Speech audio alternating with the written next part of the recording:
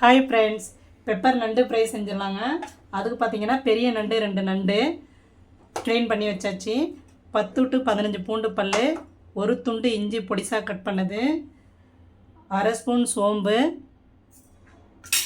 அரை ஸ்பூன் ஜீரகம், 2 ஸ்பூன் மிளகு,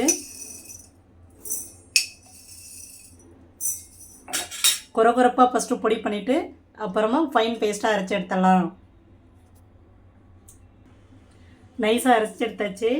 இப்போ நண்டு ஃப்ரை தாளிச்சிடலாம். நண்டு தாளிச்சிடலாம். தேவையான ஆயில் ஊற்றிக்கோங்க. நான் கடலை எண்ணெய் தாங்க ஊற்றுறேன். உங்களுக்கு என்ன எண்ணெய் தேவையோ ஊற்றிக்கோங்க. எண்ணெய் சூடாகட்டும். எண்ணெய் காஞ்சிருச்சு. அரை ஸ்பூன் சோம்பு, உங்களுக்கு தேவைக்கு ஏற்ற மாதிரி பச்சை மிளகாய் 2-3 கட் பண்ணிக்கோங்க, காரத்துக்கு தகுந்த மாதிரி. கருவேப்பிலை உங்கள் வாசனைக்கு தகுந்த மாதிரி எவ்வளோ கருவேப்பிலை தேவையோ கட் பண்ணி போட்டுக்கோங்க. நான் சின்ன வெங்காயம் தாங்க பொடிசாக கட் பண்ணி வச்சுருக்கேன். உங்களுக்கு என்ன வெங்காயம் தேவையோ அது இருக்கிறத கட் பண்ணி போட்டுக்கோங்க. வெங்காயம் நல்லா ஃப்ரை ஆகட்டும்.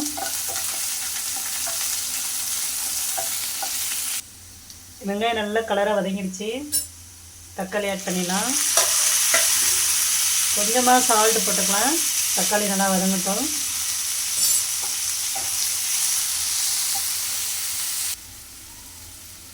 தக்காளி நல்லா வதங்கிடுச்சு. இப்போ தேவையான மசாலா சேர்த்துடலாம். உங்களுக்கு காரத்துக்கு ஏற்ற மாதிரி மிளகாய் பொடி, கொஞ்சமாக மஞ்சள் பொடி, தனியா பொடி நிறைய சேர்க்க வேண்டாம், ஒரு அரை ஸ்பூன் போட்டுக்கோங்க.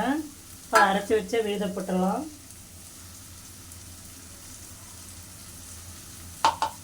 ஒரு கிளறி விட்டுருவோம்.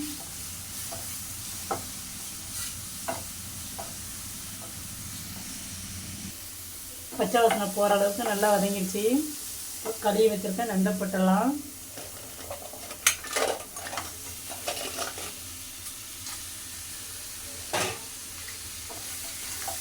கிளறி வச்சுட்டு தேவையான தண்ணி ஊற்றிடலாம். தண்ணி வந்து நிறைய போடாதுங்க.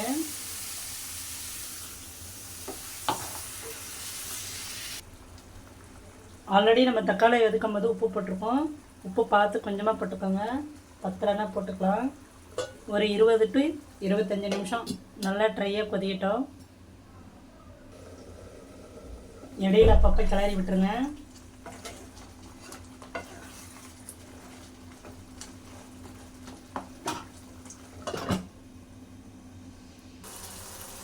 உங்களுக்கு கொஞ்சம் திக்னஸ் வேணும்னா இந்த ஸ்டேஜில் ஆஃப் பண்ணிவிடுங்க.